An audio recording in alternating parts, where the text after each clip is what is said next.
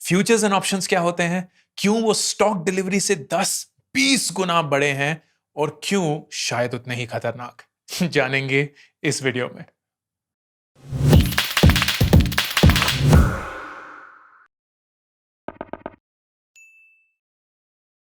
दोस्तों, जब से मैंने स्टॉक इन्वेस्टिंग के बारे में वीडियोस बनाना शुरू किया है, एक बहुत बड़ी डिमांड लोगों से आई है कि आप फ्यूचर्स एंड ऑप्शंस भी हमें एक्सप्लेन कर सकते हैं, क्योंकि सीमिंगली ये बहुत आसान सा तरीका है पैसे कमाने का। इतने ज्यादा पैसे भी नहीं लगते हैं and you can make a lot of money in a really short period of time. सच है, लेकिन बहुत सारा रिस्क के साथ आता है। इस वीडियो में मैं फ्यूचर्स एंड ऑप्शंस के सारे बेसिक्स आपके साथ शेयर करूंगा, ताकि 15 से 20 मिनट के अंदर आपको एक बेसिक लेवल ऑफ अवेयरनेस पता चल जाए and hopefully that gives you the decision कि आपको क्या फ्यूचर्स एंड ऑप्शंस में ट्रेड करना चाहिए या नहीं।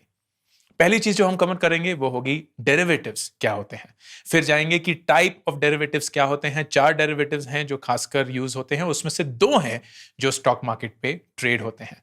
उसके बाद फ्यूचर्स और ऑप्शंस क्या होते हैं, जो वो 2 डेरिवेटिव्स हैं जो मार्केट में ट्रेड होते हैं। कॉल और पुट ऑप्शंस क्या होते हैं, एंड देन फाइनली इन सारे ऑप्शंस के तालमेल में रिस्क कहां है और क्या आपको पता होना चाहिए। सबसे पहला, डेरिवेटिव क्या होता है। डेरिवेटिव एक फाइनेंशियल इंस्ट्रूमेंट है, जैसे कि स्टॉक्स एक फाइनेंशियल इंस्ट्रूमेंट है, कॉर्पोरेट बॉन्ड्स एक फाइनेंशियल इंस्ट्रूमेंट है, वैसे ही डेरिवेटिव एक फाइनेंशियल इंस्ट्रूमेंट है। एंड डेरिवेटिव का बेसिक डेफिनेशन होता है कि उसकी जो वैल्यू है वो किसी और चीज से डिराइव होती है। Let me share an example. फर्ज करिए कि विराट कोहली ने एक बैट पे साइन किया है पर्सनली। अब वो बैट है 1000 रुपए का, लेकिन जैसे ही विराट कोहली उस पर साइन कर देते हैं तो क्या वो बैट 1000 रुपए का ही रहता है? नहीं, राइट। उस बैट की कीमत बढ़ जाती है and it has derived it's value from Virat Kohli's success. तो इसके चलते क्या हुआ कि विराट कोहली ने क्योंकि इस बैट पे साइन कर लिया है, अब ये बैट 1000 रुपए का नहीं 1 लाख रुपए का हो चुका है, क्योंकि लोगों को ये बैट चाहिए जिसपे विराट कोहली के साइन है। अब फिर क्या होता है, विराट कोहली हिंदुस्तान के लिए खेल रहे हैं एंड 1 साल तक ना उनका फॉर्म बहुत ही वीक रहता है। अब सडनली क्या हुआ, क्या ये बैट अभी भी 1 लाख रुपए का बिक रहा होगा? शायद, लेकिन ऐसा भी हो सकता है कि शायद नहीं, क्योंकि लोगों को लगे यार विराट कोहली की ना अब ज्यादा अहमियत रही नहीं, वो ना बूढ़ा हो गया है, उसका टाइम निकल गया, अब इस बैट के लिए मैं 60,000 से रुपए ज्यादा नहीं दूंगा, 60,000 से ज्यादा नहीं दूंगा। सो नाउ सडनली वो बैट तो बैट ही रहा, साइन भी साइन ही था, लेकिन the value of that changed because जो अंडरलाइनिंग एसेट था, in this case Virat Kohli, उसकी वैल्यू बदल गई। This in a simple form is a derivative. एक डेरिवेटिव एक ऐसी चीज है जिसकी बुनियाद जो है वो किसी और पर निर्भर करती है। तो जैसे कि उनकी चीज अप और नीचे होती रहती है, वैसे ही इस डेरिवेटिव की वैल्यू भी ऊपर और नीचे होती है। डेरिवेटिव्स 4 फॉर्म के होते हैं। सबसे पहला फॉरवर्ड, फिर फ्यूचर्स, फिर ऑप्शंस और फिर स्वैप्स। फॉरवर्ड और स्वैप्स जो है वो स्टॉक मार्केट में ट्रेड नहीं होते हैं, जो कि हम आज डिस्कस करना चाहते हैं। लेकिन फॉरवर्ड क्या होता है वो जानना जरूरी है। तो फॉरवर्ड की डेफिनेशन ये है कि आप आज बैठे हुए फॉरवर्ड या फ्यूचर पे एक बेट लेते हैं। Let me give you an example. हम सब लोग आजकल वर्क फ्रॉम होम कर रहे हैं, चाहे आप स्टूडेंट हैं या वर्किंग प्रोफेशनल हैं, तो हम अपने सारे घर आए हुए हैं, लेकिन जिस शहर में हम पढ़ते थे या जिस शहर में हम काम करते थे, वहां हम घर वर सब छोड़कर वापस आ चुके हैं। आपको ऐसा लगता है 3 महीने बाद आपका कॉलेज या काम करने का ऑफिस खुल जाएगा, आपको वहां लेना है पीजी, लेकिन आपको यह भी पता है यार 3 महीने बाद ना पूरी दुनिया खुलने लगेगी, बहुत सारे कॉलेजेस खुल जाएंगे, बहुत सारे ऑफिसेस खुल जाएंगे, तो जो पीजी का आज प्राइस है ना वो 3 महीने बाद बहुत ज्यादा बड़ा हो चुका होगा। शायद आज 6,000 रुपए है, कल 10,000 रुपए का हो गया होगा। तो आप लैंडलॉर्ड को फोन करते हैं और बोलते हैं कि सर, आपको नहीं पता कि 3 महीने बाद प्राइस क्या होने वाला है, मैं आपका एक फॉरवर्ड कॉन्ट्रैक्ट खरीदने के लिए तैयार, विच मीन्स 3 महीने बाद मैं आपसे ये पीजी 7,500 में लेने के लिए तैयार हूं। क्या आप आज ही ये प्राइस मुझे गारंटी करने के लिए तैयार हैं कि नहीं? अब लैंडलॉर्ड फर्ज करिए एक बूढ़े से अंकल है, वो मार्केट वार्केट कुछ ट्रैक नहीं कर रहे हैं, उन्हें नहीं पता कि कॉलेज खुलेगा कि नहीं, उन्हें नहीं पता कि काम खुलेंगे कि नहीं। उन्हें ये सुनाई दिया कि आज जो पीजी 6,000 रुपए का है, वो 3 महीने बाद मुझे 7,500 रुपए का मिलेगा। और उन्हें ना इस बात का भरोसा नहीं है कि उनको 10,000 रुपए मिलेंगे, जो आपका बिलीफ है। तो वो बोलते हैं, हाँ जी बेटा, डन डील है। अब आपके पास दो चीजें, या तो सारी मार्केट खुल गई और एक्चुअली वो दाम 10,000 का हो गया, तो आपका तो मुनाफा ही मुनाफा, जो 10,000 की चीज है वो आपको 7,500 की मिल गई। या खुदा ना खास्ता एक थर्ड वेव आ गया, ऑफिसेज नहीं खुले, कॉलेज नहीं खुला, कुछ भी, और वो 6 का 6,000 ही रहा, तो आपका घाटा हो गया, क्योंकि आपने वो चीज 7,500 में खरीदी है।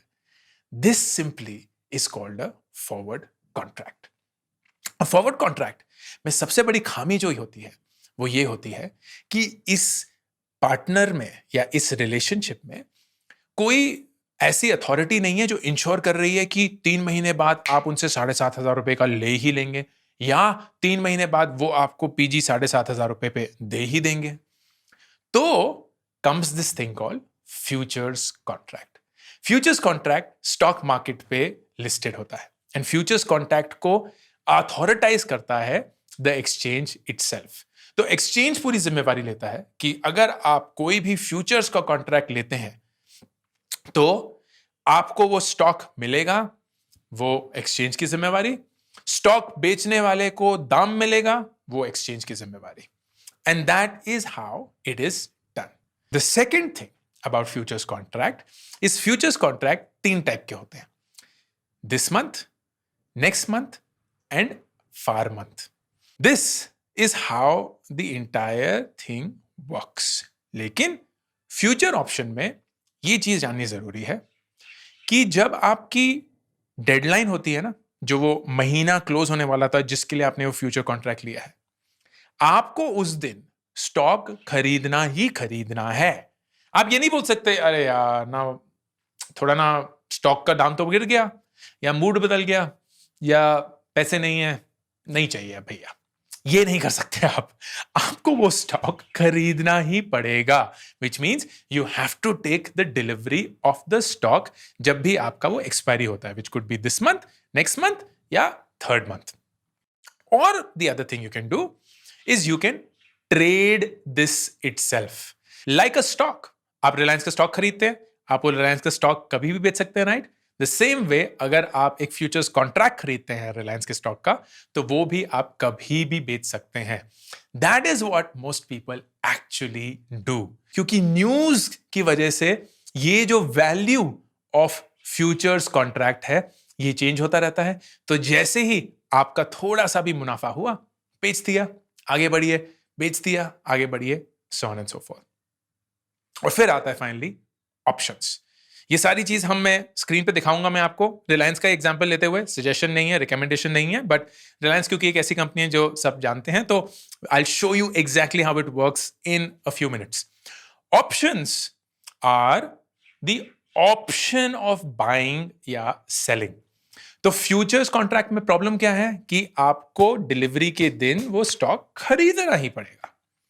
ऑप्शन में आपके पास ऑप्शन होता है कि आप वो खरीदना चाहते हैं या नहीं। Here's how it works। फर्ज करिए अगेन रिलायंस का स्टॉक है, 2100 रुपए का है। आपको लगता है 1 महीने बाद ये स्टॉक 2200 रुपए का होगा। ऑप्शन ये बोलता है कि 10% मतलब 2100 रुपए का हो गया 200 रुपए के करीब, आप 200 रुपए दे दीजिए, एंड जिस दिन आपको वो स्टॉक चाहिए होगा उस दिन आपके पास ऑप्शन होगा कि आपको वो स्टॉक चाहिए उस प्राइस पे या नहीं। तो अगेन 2100 रुपए रिलायंस स्टॉक का प्राइस, आपने 200 रुपए दिए और बोला कि मैं इस स्टॉक को 1 महीने बाद 2150 रुपए का खरीदूंगा। 1 महीने बाद वो स्टॉक होता है 2500 रुपए का। अगर वो 2500 रुपए का स्टॉक है, आपने दिए हैं 200 रुपए, आपको वो स्टॉक मिलेगा 2150 रुपए में, मतलब आपकी total cost of that stock कितना हो गया? 2350। 2350 रुपीज में आपको 2500 रुपए का स्टॉक मिल रहा है। तो आप बोलेंगे बिल्कुल मेरे पास ऑप्शन है खरीदने का, मैं खरीदूंगा। लेकिन एट द अदर एंड ये स्टॉक अब 2100 से लेकर 2,000 रुपए का हो गया। आपने ऑलरेडी 200 रुपए दे दिए हैं। आपको अब ये स्टॉक 2150 रुपए में खरीदना होगा, या आपके पास ऑप्शन है नहीं खरीदने का। समझदारी की बात क्या होगी कि आप नहीं खरीदेंगे। So your loss will be 200 rupees, क्योंकि आपने वो स्टॉक नहीं खरीदा। And that is how options work. Options दो किस्म के होते हैं। One is call option, second is put option. Call option होता है an option to buy the share, put option होता है the option to sell a share. This is the basic mechanism through which futures and options work. आइए देखें कि actual में ये कैसे होता है। So this is Reliance industries. ये मैं moneycontrol.com पे हूं, but you can be anywhere. तो रिलायंस इंडस्ट्रीज में अगर मैं नेशनल स्टॉक एक्सचेंज देखूंगा तो 2124 रुपए और 80 पैसे का स्टॉक है। आज की डेट में ये 25 रुपए नीचे गिरा, विच मीन्स 1.18% नीचे गया। ये तो स्टॉक इन्वेस्टिंग है, ये हम सब जानते हैं। लेट्स कम टू फ्यूचर्स, जो ये है। जब आप फ्यूचर्स करते हैं तो आपके पास 3 डेट्स आती हैं। ये मैंने वीडियो शूट किया है 6 जुलाई को, और आपके पास 3 डिलीवरी डेट्स हैं, 29 जुलाई, 26 अगस्त, 30 सितंबर। And this is how the rate is. 29 जुलाई का रेट है 2133 रुपए। I will go back to NSC, 2124। मतलब मार्केट को ओवरऑल विश्वास है कि एक महीने बाद, विच इज 29 जुलाई, 2133 के करीब रिलायंस का स्टॉक होगा। अगर आपको अब ऐसा लगता है कि नहीं यार, ये 2133 नहीं 2150 होगा, then it makes sense for you to buy this.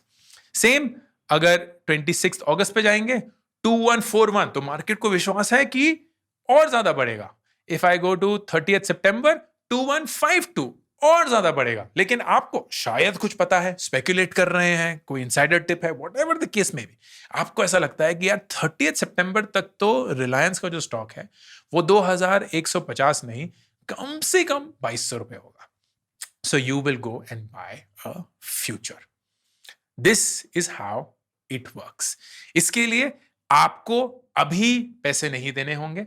आपके पास उतने पैसे होने चाहिए in your demat account to make this purchase. लेकिन फिर उसके बाद व्हेनेवर दैट डिलीवरी हैपेंस, उस पॉइंट पे पैसे डिडक्ट, आपको स्टॉक मिलेगा and you're done. But in the case कि you are able to sell this before the delivery, तो 30 सितंबर है, 2152 है, ऐसा लगे कि आपने ये खरीद लिया 2152 का, और कुछ हुआ जुलाई के महीने में, अगस्त के महीने में, सितंबर के पूरे महीने में, बिकॉज ऑफ विच जो एक्चुअल स्टॉक प्राइस है वो 2124 से बढ़कर 2180 हो गया। नेचुरली दैट मीन्स कि जो फ्यूचर का प्राइस होगा वो भी बढ़ गया होगा। So what you will do, you will sell it and you will simply have free money come in without having to had any money go out from yours. This is why it works.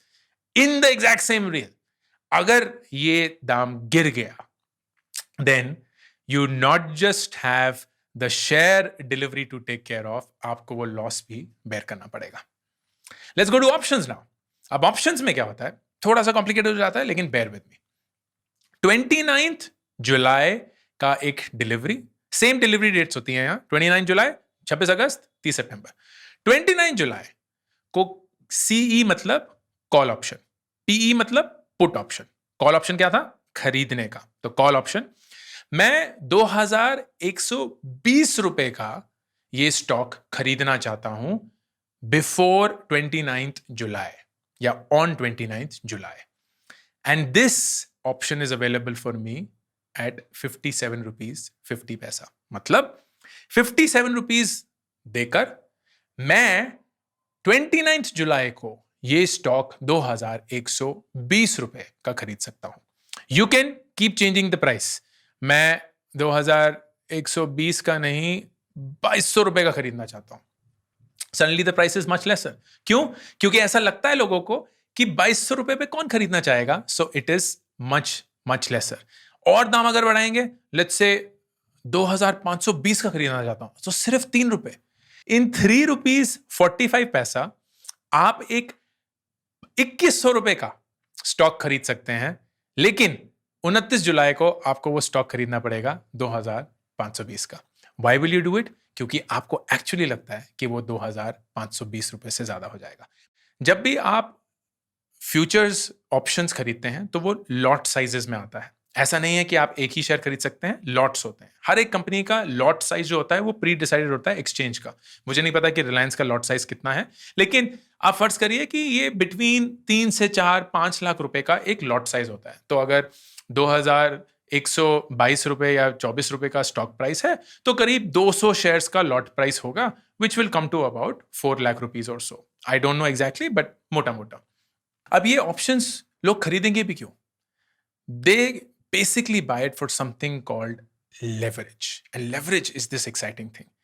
आप basically पैसा उधार लेते हैं from someone to trade, which is why it is extremely risky. जो हम वो सारी कहानियां सुनते हैं ना कि शेयर मार्केट की वजह से कहां वो फैमिलीज तहस नहस हो गई हैं, बिल्कुल डेट में चले गए, कुछ पैसा नहीं बचा, कर्जा ही कर्जा। All of that is usually because of futures and options. Stock investing में ना इतना कभी रिस्क नहीं आता है, क्योंकि स्टॉक इन्वेस्टिंग में आपने अगर 2000 रुपए का स्टॉक लिया है तो आप ज्यादा से ज्यादा कितना 2000 रुपए ही खोएंगे, राइट? लेकिन ऑप्शंस में आप 2000 से भी ज्यादा खो सकते हैं। Here's how. तो रिलायंस का एग्जांपल लेते हैं। आपने 2100 रुपए का शेयर खरीदा एंड लेट्स से आपकी ऑप्शन वैल्यू थी 10%, तो आपने 200 रुपए देके वो 2100 रुपए का शेयर खरीदा टू अ कॉल ऑप्शन, मतलब खरीदने के लिए। जिस दिन आपको खरीदना था उस दिन, एंड लेट्स अज्यूम दैट ये था 100 के लॉट साइज में, जो कि मैंने बताया हर एक कंपनी का एक लॉट साइज होता है। तो आपने कितने दिए? 200 रुपए इंटू 100, 20,000 रुपए आपने आगे रख दिए। उस 20,000 के चलते आपको 2 लाख रुपए के या 2,10,000 रुपए के शेयर्स मिले, which you can by at a certain price in the future. अब अगर ये शेयर प्राइस 2,100 रुपए का आगे बढ़कर 2,300 रुपए का हो जाता है, मतलब 200 रुपए का मुनाफा। आपने कितने लॉट्स खरीदे थे? 100 लॉट। आपने वो लॉट कितने की खरीदे? 200 पर शेयर, मतलब 20,000 रुपए। अगर आपका ये शेयर प्राइस 200 रुपए से बढ़ गया तो आपका कितना मुनाफा हुआ? 200 into 100 which is the lot size, 20,000 रुपए। और मतलब 20,000 की इन्वेस्टमेंट पे आपका 20,000 का प्रॉफिट हुआ, 100% प्रॉफिट। लेकिन अगर यही चीज उल्टी हो जाए, अगर ये 2100 रुपए का शेयर अब 1900 रुपए का हो गया, मतलब 200 रुपए का घाटा, तो आपके ये 20,000 रुपए स्ट्रेट अवे लॉस हो गए। और अगर खुदा ना खास्ता ये 1900 रुपए से गिरकर 1800 रुपए का हो गया, कुछ भी हो गया, रिलायंस में कहीं आग लग गई, भगवान ना करे लगी, पर कुछ भी हो जाए, राइट? कुछ ऐसा हो गया जिसकी वजह से स्टॉक प्राइस एकदम गिर गया 1800 रुपए, तो आपका पर शेयर का लॉस कितना है? 300 रुपए। आपका लॉट साइज कितना था? 100। तो आपका टोटल लॉस कितना हुआ? 30,000 रुपए। आपने इन्वेस्ट किया 20,000, लेकिन आपका लॉस हो गया 30,000 रुपए, even greater than your actual investment amount. This is the reason why futures and options are risky, क्योंकि इसमें आपका सिर्फ इन्वेस्टमेंट ही रिस्क में नहीं होता है, मल्टीपल टाइम्स ओवर आपका इन्वेस्टमेंट अमाउंट रिस्क में होता है। एंड क्योंकि आपने ये पैसा एक तरीके से रेंट पे या लोन पे लिया होता है, आपको ना सिर्फ अपना इन्वेस्टमेंट अमाउंट वापस रिटर्न करना है, आपको अपना पूरा लोन अमाउंट विद इंटरेस्ट भी रिटर्न करना होगा। This is what crushes everything and makes it so risky. Go back to March 2020. किसी को नहीं पता था कि कोविड इतने बड़े स्केल पर पूरी दुनिया को हिट कर देगा और उसकी वजह से स्टॉक मार्केट सारे क्रैश हो जाएंगे। तो किसी ने अगर ऑप्शंस खरीदा हो किसी भी कंपनी का, imagine what kind of loss they will be sitting on. क्योंकि उन्होंने तो ऑप्शंस खरीद लिया इस होप में कि मार्केट राइज हो जाएगी, लेकिन मार्केट गिर गई, इतना गिरी कि उनका इन्वेस्टमेंट अमाउंट ही नहीं, उससे कई ज्यादा का उनको लॉस हो गया, and they had to still manage that money back. This is why मैं कम से कम फ्यूचर्स एंड ऑप्शंस में ट्रेड नहीं करता हूं। This is not meant to discourage you. मेरा मकसद था आपको अवेयर कराना, how does this work. I hope through this video you were able to find that. Ultimately the choice is your, क्योंकि आप अडल्ट हैं, लेकिन क्योंकि ये इतना सुहावना सा इजी मनी लगता है ना, कम पैसे में इतना ज्यादा प्रॉफिट, 20,000 रुपए पे 20,000 रुपए का ही प्रॉफिट हो सकता है। It is like a drug. And अगर आपने ये सट्टा खेलना शुरू कर दिया तो फिर खुदा ना खास्ता अगर आपकी कभी हार हुई, to recover that money you will get sucked in, and maybe that will be a point of no escape. I hope this was useful. Futures and options थोड़े से complicated हैं, इसलिए थोड़ा लंबा वीडियो हो गया. Thanks for staying with me. Personal finance videos her Tuesday, Thursday and Saturday. Please subscribe करना ना भूलें. अंकुर वारिको signing off. सब्सक्राइब करना ना भूलें. हर हफ्ते मैं पर्सनल फाइनेंस, स्टार्टअप और करियर एंड एजुकेशन पे वीडियोस बनाता हूं, तो अगर आप सब्सक्राइब करेंगे आप नोटिफाइड होंगे जब भी एक नया वीडियो आएगा.